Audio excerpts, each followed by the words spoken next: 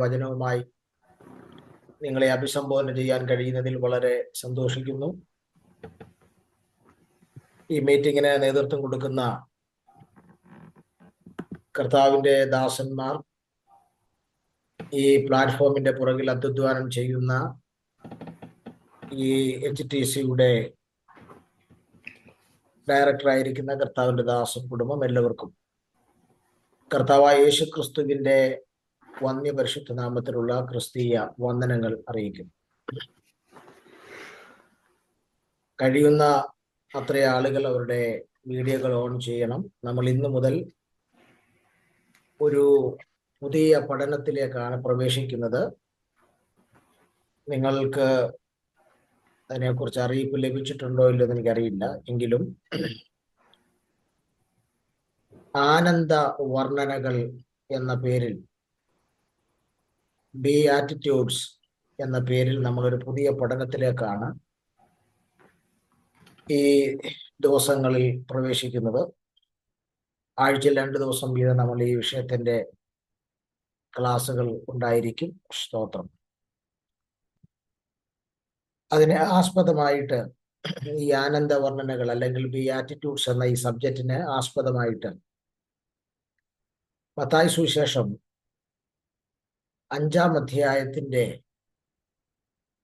1 മുതൽ 12 വരെയുള്ള വാക്യങ്ങളെ ആസ്പദമാക്കിയുള്ള പഠനമാണ് നമ്മൾ ആനന്ദവർണ്ണനകൾ അല്ലെങ്കിൽ ബിയാറ്റിറ്റ്യൂഡ്സ് എന്ന ടോപ്പിക്കിൽ നിന്ന് ചിന്തിപ്പാൻ വേണ്ടി പോകുന്നത്. സ്തോത്രം. നമുക്കെല്ലാവർക്കും സുപരിചിതമാണ് മത്തായി സുവിശേഷം 5, 6, 7 അധ്യായങ്ങൾ കർത്താവായ യേശു ക്രിസ്തുവിന്റെ പർവ്വത പ്രസംഗമെന്നും അല്ലെങ്കിൽ ഗിരിപ്രഭാഷണമെന്നുമൊക്കെയാണ് അതിനെ വിളിക്കുന്നത്. നമുക്ക് ആദ്യത്തെ ക്ലാസ് ഒരു മുഖവുരയാണ്. ഈ ക്ലാസ് നിങ്ങൾ കണ്ടിന്യൂ ചെയ്താൽ നിങ്ങൾക്ക് നിശ്ചയമായും അനുഗ്രഹമായിരിക്കും. ഇന്ന് നമ്മൾ ഡയറക്റ്റ് ആനന്ദ വർണ്ണനകളിലേക്ക് പ്രവേശിക്കുന്നില്ല. പകരം ഗിരിപ്രഭാഷണത്തെക്കുറിച്ച് ചില മുഖവുരകൾ പറഞ്ഞിട്ട് നമുക്ക് നമ്മുടെ പഠന ഭാഗത്തിലേക്ക് പ്രവേശിക്കാം. നമ്മുടെ വേദപുസ്തകം നമ്മൾ പരിശോധിച്ചാൽ ബൈബിളിലെ ചില ഭാഗങ്ങൾ, 66 പുസ്തകമുള്ള ബൈബിളിലെ ചില ഭാഗങ്ങൾ, എല്ലാ ഭാഗമല്ല, ചില ഭാഗങ്ങൾ അത് അവിശ്വാസികളെയും അക്രൈസ്തവരായിട്ടുള്ള ആളുകളെയൊക്കെ സ്വാധീനിക്കാനും അവരുടെ പ്രശംസയ്ക്കും ഒക്കെ ഇടയാക്കിയിട്ടുള്ള ചില ഭാഗങ്ങൾ ബൈബിളിലുണ്ട്. അതിൽ ഒരു ഭാഗമാണ് ഈ ഗിരിപ്രഭാഷണം എന്ന് പറയുന്നത്. അവിശ്വാസികളുടെയും അക്രൈസ്തവരുടെയൊക്കെ പ്രശംസയും ശ്രദ്ധയും പിടിച്ചു പറ്റിയ വേദപുസ്തകത്തിലെ ഏറ്റവും പ്രധാനപ്പെട്ട ഒരു ഭാഗമാണ് മത്തായി 5 മുതൽ 7 വരെയുള്ള യേശുക്രിസ്തുവിന്റെ പർവ്വത പ്രസംഗം അല്ലെങ്കിൽ ഗിരിപ്രഭാഷണം എന്ന് പറയുന്ന ഈ ഭാഗം.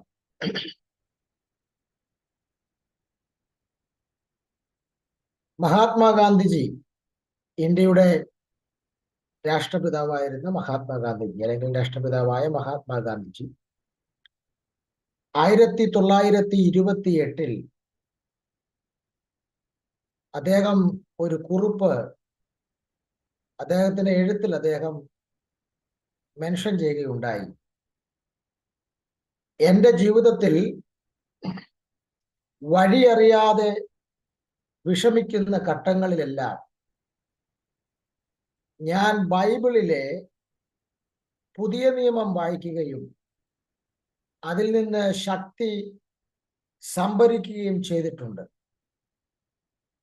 എന്ന് മാത്രമല്ല, അദ്ദേഹം എടുത്തു പറഞ്ഞു, വിശേഷാൽ യേശു ക്രിസ്തുവിന്റെ ഗിരിപ്രഭാഷണം എനിക്ക് വളരെ ആത്മിക ആനന്ദം നൽകി തരുന്നു. സ്തോത്രം. ഇത് ഗാന്ധിജിയുടെ വാക്കുകളാണ്. ബൈബിളിലെ എല്ലാ ഭാഗവും അദ്ദേഹത്തെ സ്വാധീനിച്ചിട്ടുണ്ടോ എന്ന് ചോദിച്ചാൽ എനിക്കറിയില്ല. പക്ഷെ അദ്ദേഹം എഴുതിയ എഴുത്തിൽ പറയുന്നത് 1928 അദ്ദേഹത്തിന്റെ എഴുത്തിൽ പറയുന്നത്, താൻ വഴി അറിയാതെ താൻ വിഷമിച്ച ഘട്ടത്തിൽ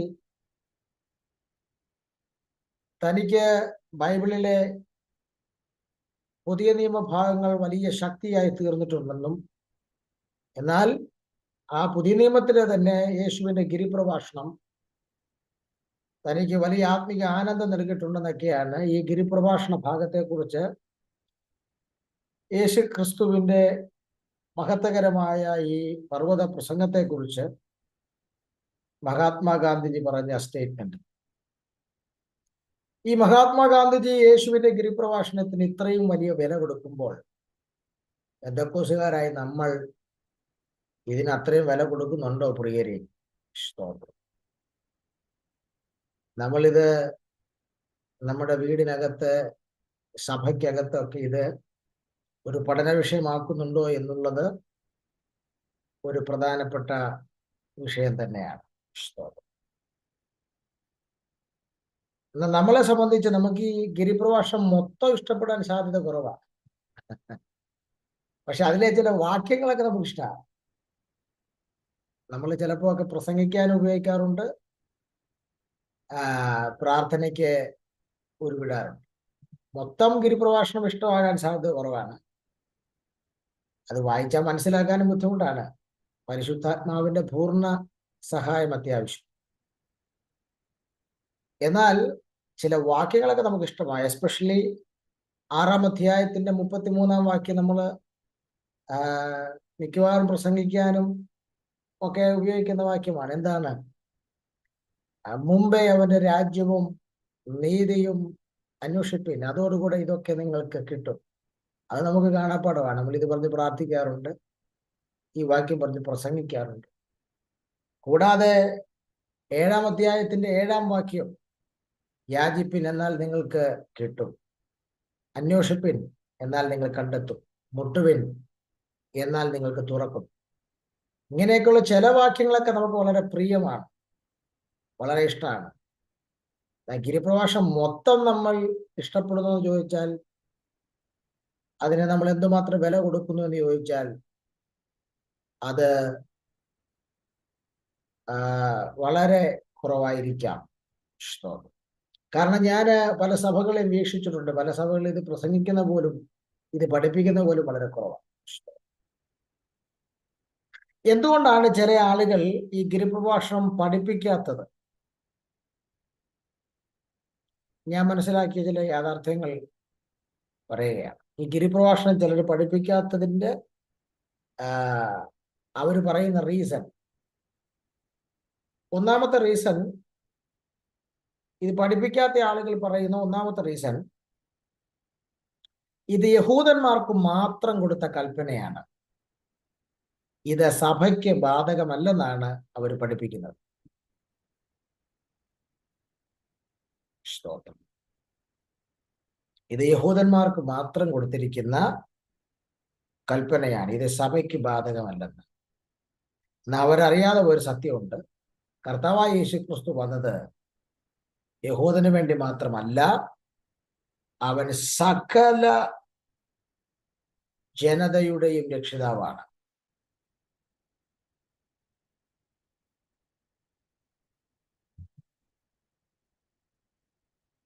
അതുകൊണ്ടാണല്ലോ ലൂക്കോസ് 2-ാം അധ്യായത്തിലെ ശിമയോൻ പറയുന്ന ഒരു സ്റ്റേറ്റ്മെന്റ് ഉണ്ടല്ലോ, യേശു ജനിച്ച് 8 ദിവസം പ്രായമായതേ ഉള്ളൂ.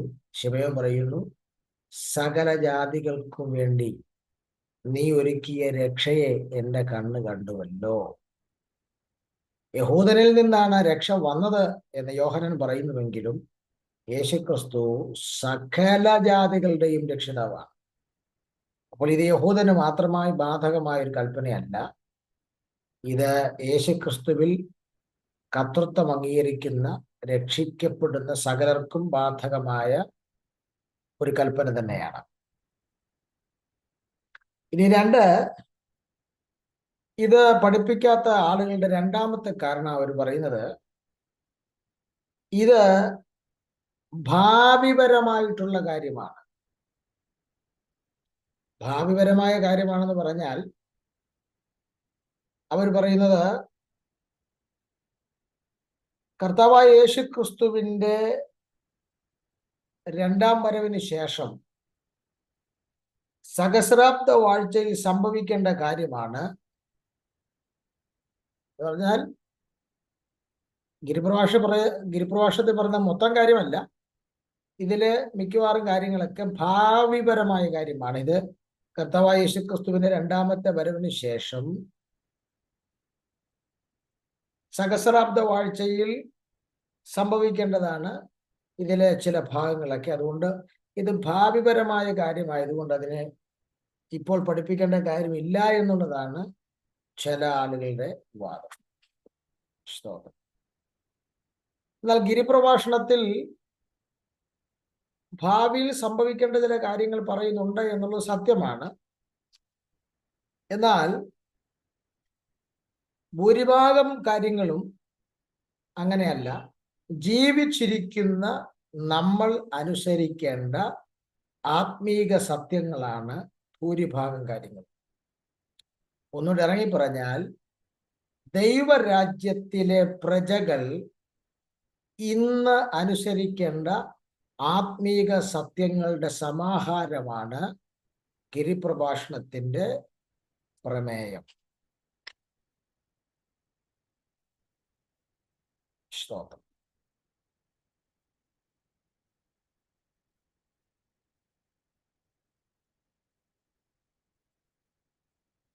നമുക്ക് നമ്മുടെ വിഷയഭാഗത്തിലേക്ക് ഒന്ന് പ്രവേശിക്കാം. കാരണം നമ്മൾ ചിന്തിപ്പാൻ പോകുന്ന ഭാഗം ഗിരിപ്രഭാഷണത്തിനകത്തു നിന്നുള്ളതായതുകൊണ്ട് നമുക്ക് ഗിരിപ്രഭാഷണത്തെ കുറിച്ച് ഒരു ഇൻട്രൊഡക്ഷൻ പറയാതിരിക്കാൻ കഴിയില്ല. അതുകൊണ്ടാണ് ഇത്രയും കാര്യങ്ങൾ നമ്മൾ ചിന്തിച്ചത്. പ്രത്യേകം ഓർക്കുക, നമ്മുടെ പഠന ഭാഗം ഗിരിപ്രഭാഷണമല്ല. ഗിരിപ്രഭാഷണം എന്ന് പറയുമ്പോൾ 5, 6, 7 അധ്യായങ്ങൾ, 3 അധ്യായം പരിശോധിക്കാം. നമ്മളുടെ പഠന വിഷയം മലയാളത്തിൽ ആനന്ദ വർണ്ണനകൾ എന്ന് പറയും. ഇംഗ്ലീഷിൽ അതിനെ ബിആറ്റിറ്റ്യൂഡ്സ് എന്നാണ് വിളിക്കുന്നത്. അത് 5-ാം അധ്യായത്തിന്റെ 1 മുതൽ 12 വരെയുള്ള വാക്യങ്ങൾ മാത്രമാണ് നമ്മുടെ പഠന വിഷയം. നമുക്കതിലേക്കൊന്ന് പ്രവേശിക്കാം. ഈ 5 മുതൽ നമ്മൾ ശ്രദ്ധിച്ചാൽ 7 വരെയുള്ള അധ്യായങ്ങൾ ഗിരിപ്രഭാഷണങ്ങളാണെങ്കിൽ പോലും 5-ാം അധ്യായത്തിന്റെ ആദ്യത്തെ 12 വാക്യങ്ങളെ വളരെ അതിപ്രധാനമുള്ള വാക്യങ്ങളായിട്ടാണ് ഇവിടെ അവതരിപ്പിച്ചിരിക്കുന്നത്. കർത്താവായ യേശു ക്രിസ്തു അവതരിപ്പിച്ചിരിക്കുന്നത്. ഈ 12 വാക്യങ്ങളെ അനുഗ്രഹ വർണ്ണനകൾ എന്നാണ് വിശേഷിപ്പിക്കുന്നത്. അനുഗ്രഹ വർണ്ണനകൾ എന്നാണ് വിശേഷിപ്പിക്കുന്നത്. ഇവിടെ ഈ 12 വാക്യങ്ങൾക്കകത്ത് നിങ്ങൾ പരിശോധിച്ചാൽ ഭാഗ്യവാന്മാർ എന്നുള്ള പ്രയോഗം 9 പ്രാവശ്യം വരുന്നുണ്ട്. 9 പ്രാവശ്യമാണ് ഈ 12 വാക്യങ്ങൾക്കകത്ത് ഭാഗ്യവാന്മാർ എന്നുള്ള പ്രയോഗം 9 പ്രാവശ്യമാണ് വരുന്നത്. അതുകൊണ്ട് ഇതിനെ ഭാഗ്യവർണ്ണന എന്നും ചില ആളുകൾ വിശേഷിപ്പിക്കാറുണ്ട്.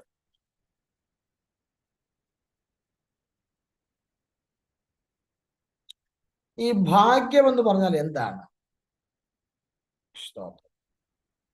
ചില ആളുകൾ ലോട്ടറി അടിച്ചു കഴിഞ്ഞാൽ പറയും ഭാഗ്യവാൻ.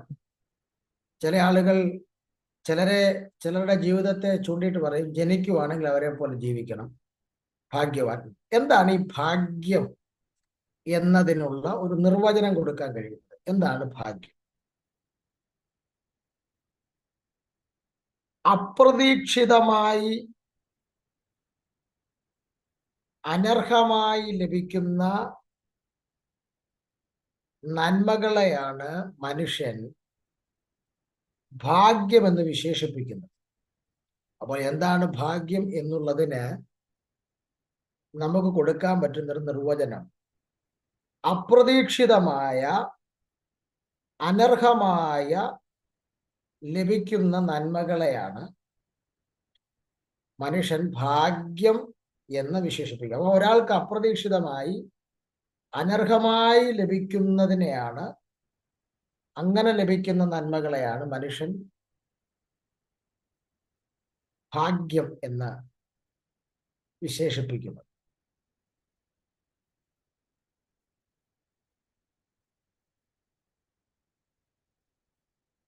ഒരു വിശ്വാസിയെ സംബന്ധിച്ച്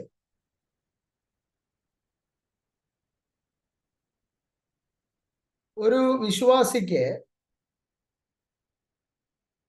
ലഭിക്കുന്ന നന്മകൾ യാദൃച്ഛികമായി വന്നു ചേർന്ന നന്മകളല്ല. വിശ്വാസികളെ സംബന്ധിച്ച് അവർക്ക് വന്നു ചേരുന്ന നന്മകൾ ഒന്നും യാദൃച്ഛികമായി വന്നു ചേരുന്ന നന്മകളല്ല. അവയെല്ലാം ദൈവഹിതപ്രകാരം ലഭിക്കുന്ന അനുഗ്രഹങ്ങൾ തന്നെയാണ് എന്നുള്ളതിൽ യാതൊരു സംശയവുമില്ല.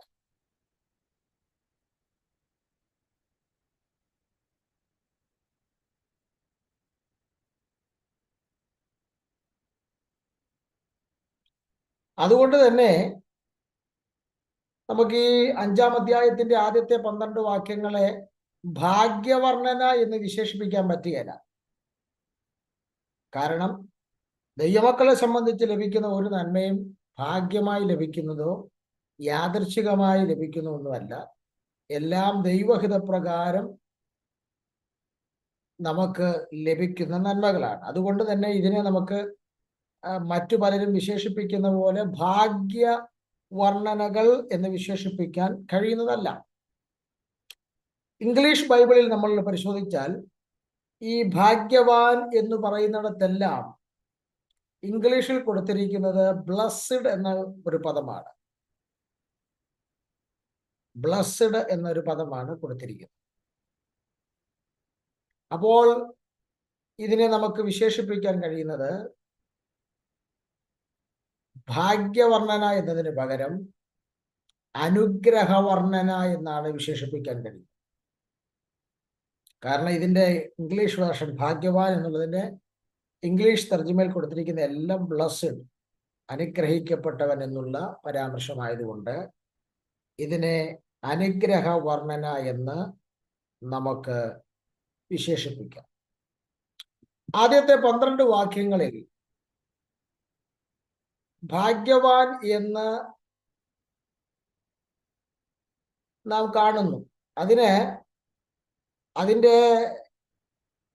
ഗ്രീക്ക് പദമായിട്ട് ഉപയോഗിച്ചിരിക്കുന്നത് മക്കാറിയോസ് എന്ന ഒരു പദമാണ്. ആദ്യത്തെ 12 വാക്യങ്ങളിൽ കാണുന്ന ഭാഗ്യവാൻ എന്നതിൻ്റെ യവനായ പദം അല്ലെങ്കിൽ അതിൻ്റെ മൂലപദം, അതിൻ്റെ ഗ്രീക്ക് പദം ഉപയോഗിച്ചിരിക്കുന്നത് മക്കാറിയോസ് എന്ന ഒരു പദമാണ്. ഈ മക്കാറിയോസ് എന്ന പദത്തിന്റെ ലിറ്ററൽ മീനിങ് സന്തോഷപൂർണൻ എന്നാണ്. സന്തോഷപൂർണൻ എന്നാണ്.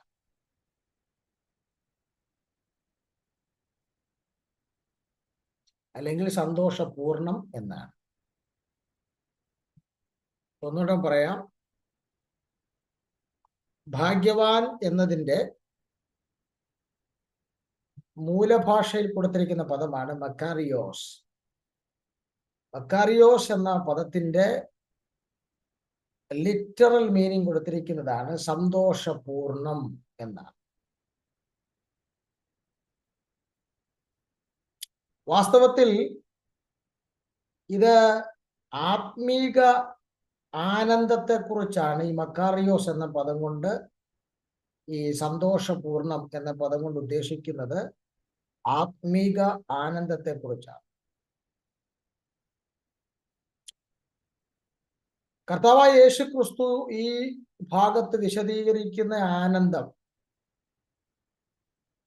5-ാം അധ്യായത്തിന്റെ ആദ്യത്തെ 12 വാക്യങ്ങളിൽ കർത്താവ് വിശദീകരിക്കുന്നത് ഈ ആത്മീക ആനന്ദത്തെക്കുറിച്ചാണ് വിശദീകരിക്കുന്നത്. അപ്പം ഭാഗ്യകരമായൊരു അവസ്ഥയെക്കുറിച്ചല്ല കർത്താവ് ഇവിടെ ശരിക്കും വിശദീകരിക്കുന്നത്. കർത്താവ് ഇവിടെ വിശദീകരിക്കുന്നത് ആത്മീക ആനന്ദത്തെക്കുറിച്ചാണ്. എന്താണ് ഇവിടെ പറയുന്ന ഈ ആനന്ദം? എന്താണ് ഇവിടെ പറയുന്ന ആനന്ദം? സന്തോഷവും ആനന്ദവും തമ്മിൽ വ്യത്യാസമുണ്ട്. സന്തോഷവും ആനന്ദവും തമ്മിൽ ബൈബിളിൽ വ്യത്യാസമുണ്ട്. അതാണ് കുറച്ചുകൂടെ കൃത്യമായ പരാമർശം. സന്തോഷവും ആനന്ദവും തമ്മിൽ ബൈബിളിൽ വ്യത്യാസമുണ്ട്. ഇംഗ്ലീഷിൽ 2 വാക്കുകളാണ് പ്രധാനമായും നമുക്ക് കാണാൻ കഴിയുന്നത്. ഒന്ന് ഹാപ്പിനെസ് എന്ന പദമാണ്. അത് സന്തോഷം എന്ന പദത്തിൽ അർത്ഥം വരുന്നത് ഹാപ്പിനെസ്. രണ്ടാമതൊരു പദമുണ്ട്, ജോയ് എന്നാണ് ആ പദത്തിന്റെ പേര്. അതിന് ആനന്ദം എന്ന അർത്ഥമാണ് പ്രധാനമായത്.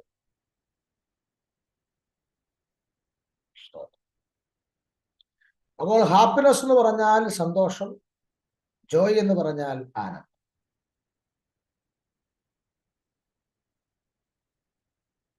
ഹാപ്പിനെസ് എന്ന് പറയുന്ന ഈ പദം നമ്മൾ ഒന്ന് ശ്രദ്ധിച്ചു പഠിച്ചാൽ,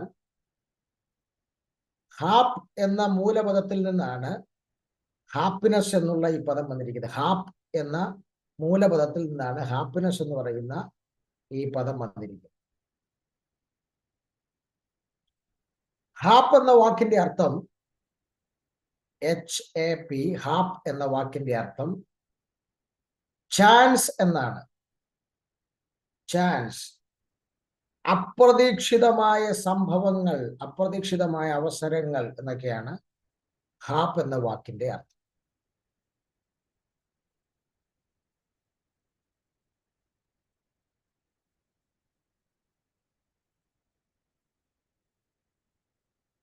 അപ്പോൾ ഒരു കാര്യം അതിനകത്തുനിന്ന് വ്യക്തമാണ്.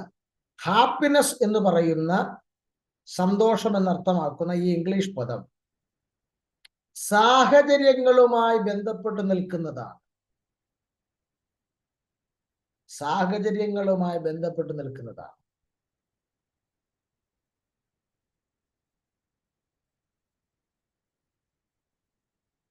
സാഹചര്യങ്ങൾ മാറി മറിയുമ്പോൾ സന്തോഷത്തിന്, ഹാപ്പിനെസ്സിന് ഏറ്റക്കുറച്ചിലുകൾ ഉണ്ടാകും.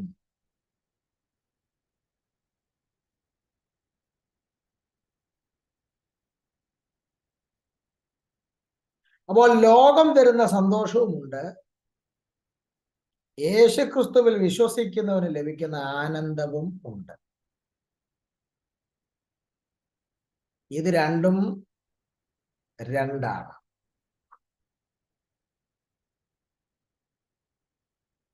മക്കാറിയോസ് എന്ന യവനായ പദം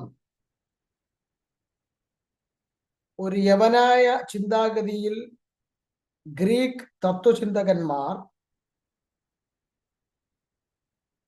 ഈ പദത്തെ വിശ്വസിക്കാനുള്ള കാരണം, മക്കാറിയോസ് എന്ന ഈ യവനായ പദത്തെ ഗ്രീക്ക് തത്വചിന്തകന്മാർ വിശ്വസിക്കാനുള്ള കാരണം, അവരുടെ ദേവീദേവന്മാർ, ഗ്രീക്ക് സ്ഥലത്തെ ദേവീദേവന്മാർ മാത്രം അനുഭവിച്ചിരുന്ന ഒരു പ്രത്യേക ആനന്ദമുണ്ട്.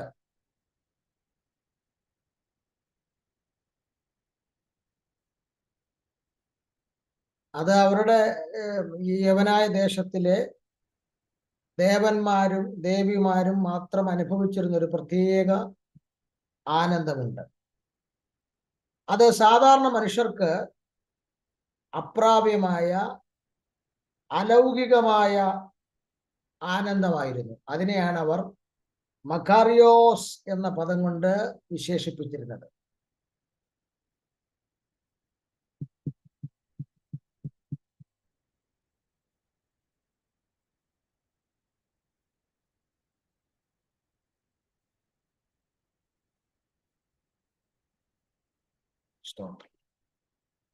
അപ്പോൾ ഈ മക്കാറിയോസ് എന്ന പദം കൊണ്ട് യവനായ ഗ്രീക്ക് തത്വചിന്തകന്മാർ ഉദ്ദേശിച്ചിരുന്നത് അവരുടെ നാട്ടിലെ ദേവീദേവന്മാർ മാത്രം അവർ അനുഭവിച്ചിരുന്ന ഒരു പ്രത്യേക ആത്മീക ആനന്ദത്തെയാണ് അവർ ഈ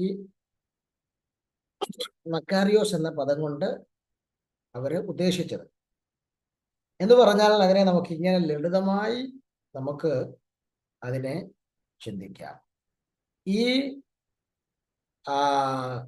അവരുടെ നാട്ടിലെ ദേവീദേവന്മാർ മാത്രം അനുഭവിച്ചിരുന്ന ഈ പ്രത്യേക ആനന്ദം, ഇത് സാധാരണ മനുഷ്യർക്ക് അപ്രാപ്യമായ അലൗകികമായിട്ടുള്ള ഒരാനന്ദമാണ്. അതാണ് മക്കാരിയോസ് എന്നുകൊണ്ട് അവർ ഉദ്ദേശിച്ചത്. എന്ന് പറഞ്ഞാൽ, അതിനെ ഒറ്റ വാക്കിൽ പറഞ്ഞാൽ, സാഹചര്യങ്ങൾക്ക് അതീതമായി നിൽക്കുന്ന, സാഹചര്യങ്ങൾ മാറി മറിയുമ്പോൾ നഷ്ടപ്പെട്ടു പോകാത്ത ഒരു സ്ഥിരമായ മനോഭാവമാണ് ഈ ആത്മീക ആനന്ദം. അപ്പോൾ മത്തായി 5:1 മുതൽ 12 വരെയുള്ള വാക്യങ്ങളിൽ പറയുന്ന ഈ ആത്മീക ആനന്ദം സാഹചര്യങ്ങൾക്ക് അതീതമായ, സാഹചര്യങ്ങൾ മാറി മറിയുമ്പോൾ നഷ്ടപ്പെടാത്ത ഒരു സ്ഥിരമായ മനോഭാവമാണ് ഇവിടെ പറയുന്ന ആത്മീക ആനന്ദം. ആ ആത്മീക ആനന്ദത്തിന്റെ രഹസ്യങ്ങളാണ് ഈ 5-ാം അധ്യായത്തിന്റെ ആദ്യത്തെ 12 വാക്യങ്ങളിൽ കർത്താവായ യേശു ക്രിസ്തു സവിസ്തരം വിശദമാക്കുന്നു.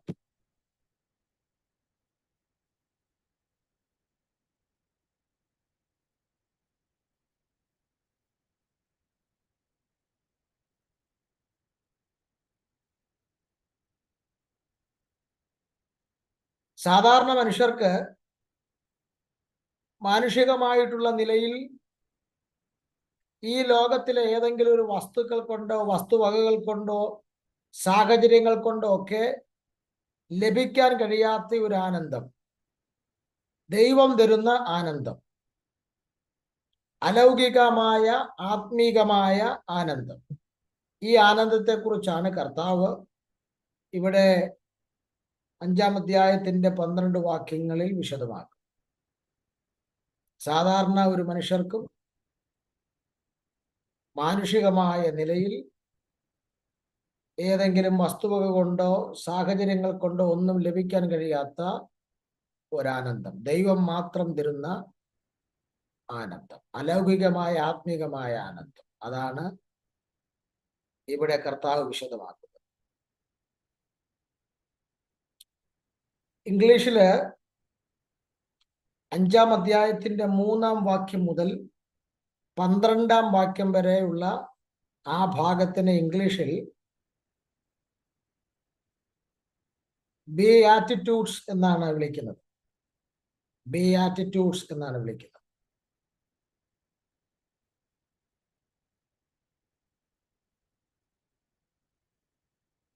എന്ന് വെച്ചാൽ ആനന്ദ വർണ്ണനകൾ. അതുകൊണ്ടാണ് നമ്മൾ ഈ ക്ലാസ്സിന് ആനന്ദ വർണ്ണനകൾ എന്ന് പേരിട്ടിരിക്കുന്നത്. ആരും വിചാരിച്ച് കാണുകയില്ല ഇത്രയും കാര്യങ്ങൾ ഞാൻ ചുരുക്കിയാണ് ഇത്രയും കാര്യങ്ങൾ പറഞ്ഞത്. വായിച്ചു വിട്ടാൻ വളരെ ഈസിയാണ്, പക്ഷേ അങ്ങോട്ട് ഇറങ്ങുമ്പോൾ വളരെ ഡീപ്പായ വിഷയമാണ്. ഒരു കാര്യം കൂടെ ഈ വിഷയത്തോടുള്ള ബന്ധത്തിൽ പറയാതിരിക്കാൻ നിർവാഹമില്ല. ഇവിടെ കർത്താവ് പഠിപ്പിക്കുന്നത് അലൗകികമായ ആത്മീക ആനന്ദം അത് കേവലം താൽക്കാലിക സന്തോഷമല്ല, അത് നിത്യമായ ആനന്ദമാണെന്ന് കർത്താവ് ഇവിടെ പഠിപ്പിക്കുന്നുണ്ട്. ഈ വാക്യങ്ങളിലേക്ക് ഞാൻ ഇറങ്ങുന്നതിന് മുമ്പ് പറയുന്ന ഈ മുഖവുരകൾ വളരെ പ്രാധാന്യമാണ്. കാരണം ഇത് മനസ്സിലാക്കിയിട്ട് മാത്രമേ നമുക്ക് വാക്യങ്ങൾ പഠിച്ചാലേ നമുക്ക് ഇത് പറയുന്നത് ഏത് പശ്ചാത്തലത്തിലാണെന്ന് മനസ്സിലാക്കാൻ കഴിയും. അതുകൊണ്ടാണ് ഞാൻ ഇതിനെ എത്ര പ്രാധാന്യം കൊടുത്ത് ഈ ഇന്നത്തെ ക്ലാസ് മുഖവുരയ്ക്ക് വേണ്ടി മാത്രം മാറ്റിവെച്ചിരിക്കുന്നു. അപ്പൊ കർത്താവ് ഇവിടെ പഠിപ്പിക്കുന്നത് ഈ അലൗകികമായ ഈ ആത്മീക ആനന്ദം കേവലം ഒരു താൽക്കാലിക സന്തോഷത്തിന്റെ ആനന്ദമല്ല, പിന്നെ ഇത് നിത്യമായ ആനന്ദമാണ്. നമ്മൾ വേദപുസ്തകം പഠിച്ചു നോക്കിയാൽ ലോകം തരുന്ന സന്തോഷവും കർത്താവ് തരുന്ന ആനന്ദവും കൂടെ നമ്മൾ ഒന്ന് പഠിച്ചു നോക്കിയാൽ, താരതമ്യം ചെയ്ത് നോക്കിയാൽ 3-4 വ്യത്യാസങ്ങൾ കുറഞ്ഞത് കാണാം. ലോകം തരുന്ന സന്തോഷവും കർത്താവ് തരുന്ന ആനന്ദവും കൂടെ നിങ്ങളൊന്ന് കമ്പയർ ചെയ്ത് നോക്കിയാൽ ഒരു 3-4 വ്യത്യാസം കുറഞ്ഞത് കാണാം. ഞാൻ ഓരോന്നായിട്ടൊന്ന് പറയാം. ഒന്ന്, ലോകം തരുന്ന സന്തോഷം അത് സാഹചര്യങ്ങളെ ആശ്രയിച്ചായിരിക്കും. ലോകം തരുന്ന സന്തോഷം അത് സാഹചര്യങ്ങളെ ആശ്രയിച്ചായിരിക്കും. ഉദാഹരണത്തിന്, നല്ല മാർക്ക് കിട്ടിയാൽ നമുക്ക് സന്തോഷം ഉണ്ടാവും, മാർക്കില്ലെങ്കിൽ സന്തോഷമില്ല. നല്ല ജോലിയും ശമ്പളവും സൗകര്യങ്ങളൊക്കെയാണ് സന്തോഷമാണ്. നമുക്ക് ടെർമിനേഷൻ ലെറ്റർ കിട്ടിയാൽ നമ്മുടെ സന്തോഷം പോകും. നല്ല ആരോഗ്യമാണെങ്കിൽ സന്തോഷമുണ്ട്, ആരോഗ്യം അത്ര പോരെങ്കിൽ സന്തോഷവും അത്ര പോരാ. എന്ന് പറഞ്ഞാൽ ലോകം തരുന്ന സന്തോഷമെല്ലാം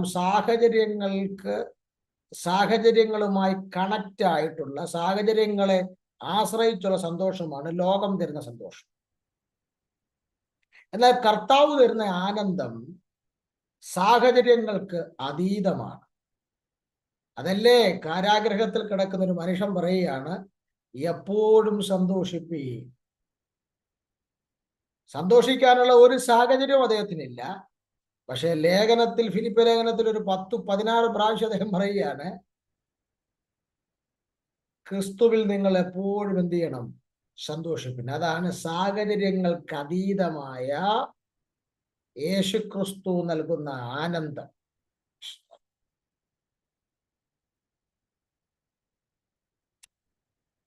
രണ്ടാമത്തെ വിഷയത്തിലേക്ക് വരുമ്പോൾ, ലോകം തരുന്ന സന്തോഷത്തിന്റെ രണ്ടാമത്തെ പ്രത്യേകത, അത് ഭൂമിയിലെ വസ്തുവകകളെ ആശ്രയിച്ചായിരിക്കും ലോകം തരുന്ന സന്തോഷം. ലോകം തരുന്ന സന്തോഷം ഭൂമിയിലെ മെറ്റീരിയലുകളെ, ഭൗതികമായ വസ്തുക്കളെ ആശ്രയിച്ചുള്ളതായിരിക്കും ലോകം തരുന്ന സന്തോഷം.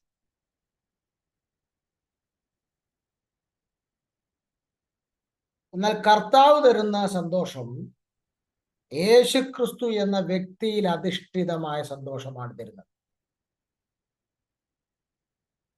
എന്നാൽ കർത്താവ് തരുന്ന സന്തോഷം യേശുക്രിസ്തു എന്ന വ്യക്തിയിൽ അധിഷ്ഠിതമായ സന്തോഷമാണ് തരുന്നത്.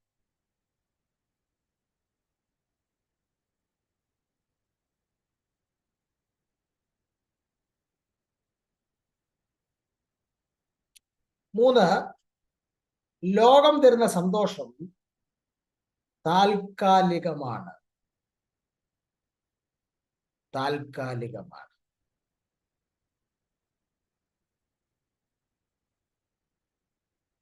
എന്നാൽ യേശുക്രിസ്തു തരുന്ന ആനന്ദം അത് നിത്യമാണ്, നിലനിൽക്കുന്നതാണ്.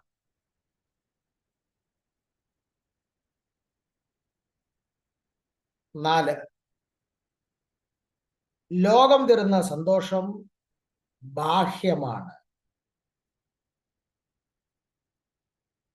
എന്നാൽ കർത്താവ് തരുന്ന ആനന്ദം ആന്തരികമാണ്. അല്ലെങ്കിൽ ഇങ്ങനെ പറയാം, കർത്താവ് തരുന്ന ആനന്ദം ഹൃദയത്തിൽ, മനസ്സിലുള്ള സ്ഥിരമായ മനോഭാവമാണ്. ഇപ്പൊ മനസ്സിലായല്ലോ ലോകം തരുന്ന സന്തോഷവും കർത്താവ് തരുന്ന ആനന്ദവും തമ്മിലുള്ള വ്യത്യാസം. ലോകം തരുന്ന സന്തോഷം കേവലം ഭാഗ്യമാണ്, അത് താൽക്കാലികമാണ്. എന്നാൽ ദൈവം തരുന്ന, യേശുക്രിസ്തു തരുന്ന ആനന്ദം അത് സ്ഥിരമാണ്, അത് ആന്തരികമാണ്, അത് അലൗകികമാണ്, അത് ആത്മീകയാനന്ദമാണ്. ഇത് ലോകത്തിന് കൊടുക്കാനോ എടുക്കാനോ കഴിയാത്ത ഒരാത്മീകയാനന്ദമാണ്. ആ ആത്മീക ആനന്ദത്തിന്റെ രഹസ്യങ്ങളാണ് മത്തായി സുവിശേഷം 5-ാം അധ്യായത്തിന്റെ ആദ്യത്തെ 12 വാക്യങ്ങളിൽ നാം തുടർന്നുള്ള ക്ലാസ്സുകളിൽ ചിന്തിക്കാൻ പോകും.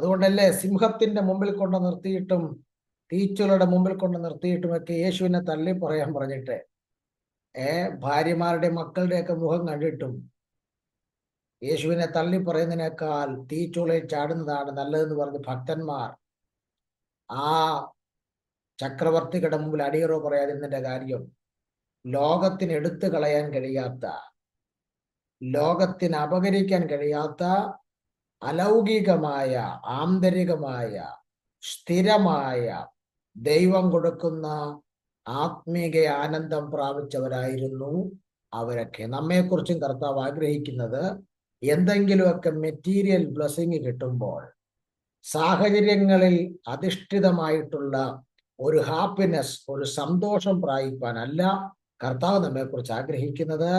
പകരം സാഹചര്യം മുഴുവൻ നിനക്കെതിരെ നിൽക്കുമ്പോഴും ഒരാൾക്കും എടുത്തു കളയാൻ കഴിയാത്ത, ആർക്കും അപകരിക്കാൻ കഴിയാത്ത അലൗകികമായ, അതേ ആന്തരികമായ, സ്ഥിരമായിട്ടുള്ള ഒരാത്മീക ആനന്ദം കർത്താവിൽ നിന്ന് പ്രാപിക്കുക എന്നുള്ളതാണ് കർത്താവ് ഈ ക്രിസ്തീയ ജീവിതം കൊണ്ട് നമ്മെക്കുറിച്ച് ഉദ്ദേശിക്കുന്നത്.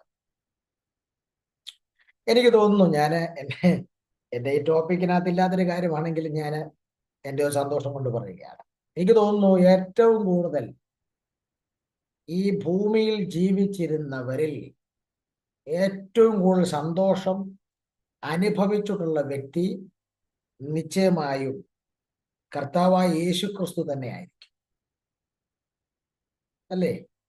33.5 വർഷമേ ഈ ഭൂമി ജീവിച്ചിരുന്നുള്ളെങ്കിലും ഈ ഭൂമിയിൽ ജീവിച്ചിരുന്നവരിൽ ഏറ്റവും കൂടുതൽ ആനന്ദം അനുഭവിച്ചത് കർത്താവായ യേശു ക്രിസ്തുവായിരിക്കും.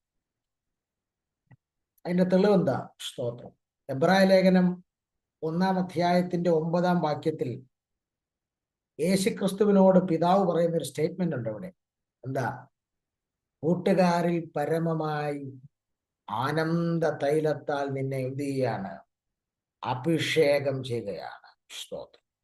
യേശുക്രിസ്തുവിനോട് പിതാവ് പറയുകയാണ്, നിന്റെ ദൈവം നിന്നെ കൂട്ടുകാരിൽ പരമമായി ആനന്ദ തൈലത്താൽ അഭിഷേകം ചെയ്തിരിക്കും. അപ്പോൾ യേശുക്രിസ്തുവും ഈ ആനന്ദ തൈലം കൊണ്ട് അഭിഷേകം ചെയ്യപ്പെട്ടവനാണ്. പ്രിയരെ, താൻ അനുഭവിച്ച ആ ആന്തരികമായ ആത്മീക ആനന്ദം, കർത്താവായ യേശുക്രിസ്തു അനുഭവിച്ചതുപോലെയുള്ള ആത്മീകമായ ആന്തരികമായ ആ ആനന്ദം അതുപോലെ വേറെ ആരും ലോകത്തിൽ അനുഭവിച്ചിട്ടുണ്ടാകാൻ സാധ്യത ഒരിക്കലുമില്ല. കർത്താവായ യേശുക്രിസ്തുവിന്റെ ജനനത്തിൽ വെച്ച് തന്നെ ഇടയന്മാരോട് ദൂതന്മാർ പറയുന്ന ഒരു പ്രത്യേക ഭാഗമുണ്ട്. സ്തോത്രം. സർവജനത്തിനും ഉണ്ടാകുവാനിരുന്ന മഹാസന്തോഷം. അപ്പോൾ യേശുക്രിസ്തു ആരാണ്? സർവജനത്തിനും വെളിപ്പെടുന്ന ഒരു മഹാസന്തോഷം. നിങ്ങൾക്ക് യോഹന്നാന്റെ സുവിശേഷം 16-ാം അധ്യായം വായിച്ചാൽ, ആ 16-ാം അധ്യായത്തിന്റെ 22-ാമത്തെ വാക്യങ്ങൾ, 17-ാം അധ്യായത്തിന്റെ 13-ാം വാക്യം ഒക്കെ നിങ്ങൾ ശ്രദ്ധിച്ചാൽ, പ്രത്യേകിച്ച് 16-ഉം 17-ഉം അധ്യായം നിങ്ങൾ ശ്രദ്ധിച്ചാൽ, ഇത് ഈ 16-ഉം 17-ഉം അധ്യായം ക്രൂശീകരണത്തിന്റെ തലേദിവസം നടക്കുന്ന ഒരു രാത്രിയാണ്. ക്രൂശീകരണത്തിന്റെ തലേ രാത്രിയാണ്.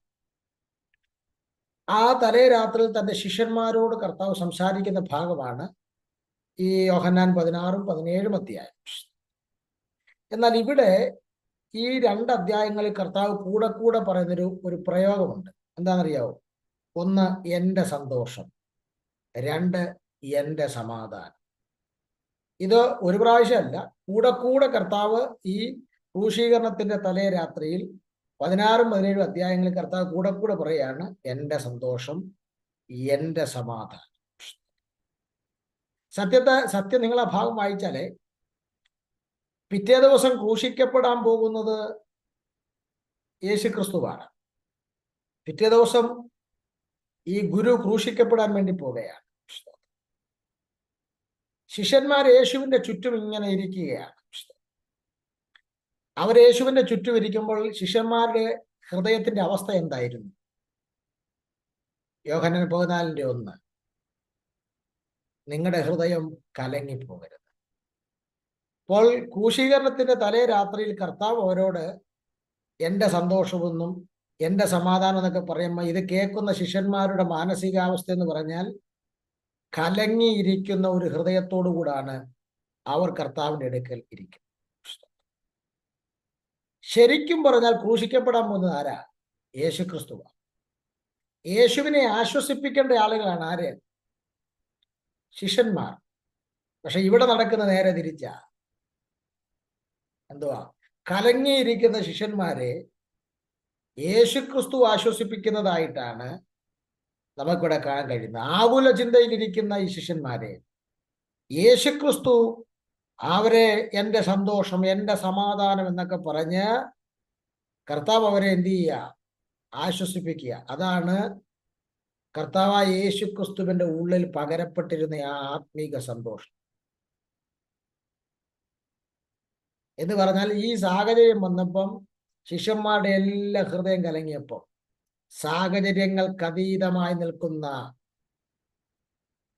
ഒരു ആനന്ദമായിരുന്നു കർത്താവിൻ്റെ ഉള്ളിലുണ്ടായിരുന്നു. അതാണ് കർത്താവ് പറയുന്നത്, ഇത് എൻ്റെ സന്തോഷം നിങ്ങൾക്ക് തരുന്നു, എൻ്റെ സമാധാനം ഞാൻ നിങ്ങൾക്ക് തരുന്നു. ക്രൂശിൽ താന് മരണവേദന അനുഭവിക്കാൻ പോകുകയാണ്. ക്രൂശിൽ താൻ അതിവേദന അനുഭവിക്കാൻ പോകുകയാണ്. അങ്ങനെ താൻ ക്രൂശിൽ കിടന്ന് ആ അതിവേദന അനുഭവിക്കുമ്പോഴും കർത്താവിൻ്റെ ഉള്ളിൽ പകരപ്പെട്ടിരുന്ന ആ ആത്മീക ആനന്ദത്തിന് ഒരു കുറവ് പോലും സംഭവിച്ചിട്ടില്ല. ആ ആത്മീക ആനന്ദമാണ് കർത്താവ് പറഞ്ഞത്, എൻ്റെ സന്തോഷം ഞാൻ നിങ്ങൾക്ക് നൽകുന്നു, എൻ്റെ സന്തോഷം നിങ്ങൾ പൂർണ്ണമാക്കണം.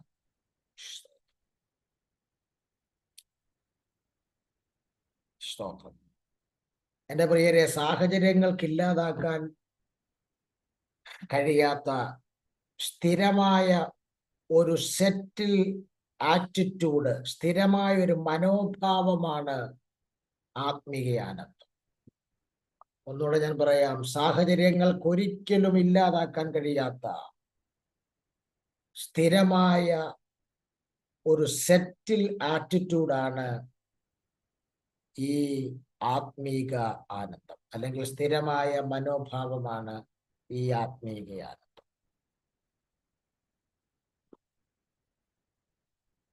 സ്തോത്രം.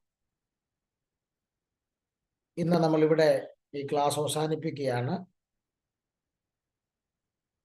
ഇന്നത്തെ ഈ ക്ലാസ്സിന്റെ നോട്ട് അടുത്ത ചൊവ്വാഴ്ചത്തെ ക്ലാസ്സിൽ നിങ്ങളുടെ കയ്യിൽ ഉണ്ടായിരിക്കണം, കണ്ടിന്യൂ ചെയ്യണം. ഇത് നമ്മൾ മിക്കവാറും വായിച്ചിട്ടുള്ള ഭാഗങ്ങളാണ്, പക്ഷെ മുഖവര തന്നെ ഇത്രയും കാര്യങ്ങൾ ഉണ്ടായിരുന്നെന്ന് ആർക്കും ചിന്തിക്കാൻ പറ്റുന്ന കാര്യം. ഞാൻ എഴുതി വെച്ച നോട്ടിന്റെ പകുതി പോലും പറഞ്ഞിട്ടില്ല, കാരണം ഇതിനപ്പുറം ഗ്രഹിക്കാൻ പാടാണ്. അതുകൊണ്ട് മനസ്സിലാക്കുക, ഇത് കർത്താവ് ഇവിടെ പഠിപ്പിക്കുന്നത് ഏതെങ്കിലും ഒരു കേവലം ഭാഗ്യവർണ്ണനയല്ല, കേവലം ഒരു അനുഗ്രഹവർണ്ണനയല്ല. ഇത് ലോകത്തിന് അപകരിക്കാൻ കഴിയാത്ത, താൻ ഈ ഭൂമിയിൽ ജീവിച്ചിരുന്നപ്പോഴും താൻ പ്രതിസന്ധികളുടെ നടുവിൽ താൻ അനുഭവിച്ച, ആർക്കും അപകരിക്കാൻ കഴിയാത്ത ആന്തരികമായിട്ടുള്ള ഒരു ആത്മീക ആനന്ദത്തെക്കുറിച്ചാണ് കർത്താവ് ഇവിടെ പഠിപ്പിക്കുന്നത്. അത് നമ്മൾ ഓരോരുത്തരും പ്രാപിക്കണം എന്നുള്ളതാണ് കർത്താവിൻ്റെ ആഗ്രഹം. അതുകൊണ്ട് ഈ ദൈവവചനം നിങ്ങൾ നന്നായി മനസ്സിലാക്കുവാൻ വേറെ ക്ലാസ്സുകളിൽ കർത്താവ് നമ്മെ സഹായിക്കട്ടെ. പ്രാർത്ഥനയ്ക്കായി തലകൾ വണക്കാം, കണ്ണുകൾ അടയ്ക്കാം, പ്രാർത്ഥിക്കാം. പിതാവേ, നസറേനായ യേശുവിൻ നാമത്തിൽ ഈ ജനത്തെ ബ്ലസ് ചെയ്ത് പ്രാർത്ഥിക്കും. വിഗ്രഹിപ്പാൻ അവരുടെ ബുദ്ധിയെ തുറക്കണമേ. വരുന്ന ദിവസങ്ങളിൽ ഞങ്ങൾക്ക് കൂടുതലായിട്ട് കർത്താവെ ആ ആത്മീക ആനന്ദത്തിൻ്റെ രഹസ്യങ്ങളായിരിക്കുന്ന 12 വാക്യങ്ങളിലൂടെ ഞങ്ങൾക്ക് സഞ്ചരിപ്പാൻ കർത്താവ് ഞങ്ങളെ സഹായിക്കണം. ഭൂമിയിൽ ഞങ്ങൾക്ക് പ്രശംസിക്കാൻ ഒന്നുമില്ല, ഒരു ശക്തിക്കും അപകരിക്കാൻ കഴിയാത്ത ആ ഒരു ആത്മീക ആനന്ദം, കേവലം ഒരു ഹാപ്പിനെസ് അല്ല, ഒരു ജോയ് ഞങ്ങൾക്ക് തരുവാൻ, ക്രിസ്തുവിലുള്ള ആനന്ദം ഞങ്ങൾക്ക് തരുവാൻ ഞങ്ങൾ അങ്ങോട്ട് അപേക്ഷിക്കുന്നു. എല്ലാ മഹത്വവും കർത്താവ്. പ്രാർത്ഥന കേട്ടതിന് സ്തോത്രം, യേശു ക്രിസ്തുവിൻ നാമത്തിൽ തന്നെ. ആമേൻ. Thank you. God bless you. ദൈവം എല്ലാവരെയും അനുഗ്രഹിക്കട്ടെ. Thank you, Pastor. Thank you very much. നമ്മുടെ കർത്താവായ യേശുക്രിസ്തുവിന്റെ കൃപയും പിതാവായ ദൈവത്തിന്റെ സ്നേഹവും പരിശുദ്ധാത്മാവിന്റെ സംസർഗവും സഹവാസവും നാം ഓരോരുത്തരോടും നാം പ്രാർത്ഥിച്ച വിഷയങ്ങളോടും ഹല്ലേലൂയ നാം കേട്ട് പഠിച്ച ദൈവത്തിന്റെ വചനങ്ങളോടും ഹല്ലേലൂയ ദൈവത്തിന്റെ വചനം നമ്മളെ പഠിപ്പിച്ച കർത്താവിന്റെ പ്രിയദാസിനോടും കർത്താവിന്റെ ദാസിന്റെ ശുശ്രൂഷകളോടും ഇന്നും എന്നേക്കും കർത്താവിന്റെ വരവരെയും കൂടെ ഇരിക്കുമാറാകട്ടെ. നമുക്ക് എത്രത്തോളം ജയം തന്ന നമ്മുടെ കർത്താവിന് നന്ദിയോടെ സ്തോത്രം ചെയ്യാം. ഹല്ലേലൂയ, ഹല്ലേലൂയ, ഹല്ലേലൂയ. ആമേൻ. കർത്താവേ വരണമേ. Thank you, everyone. Wish you all have a blessed day with the miracles. We will meet tomorrow morning as usual, if God willing. God bless you all.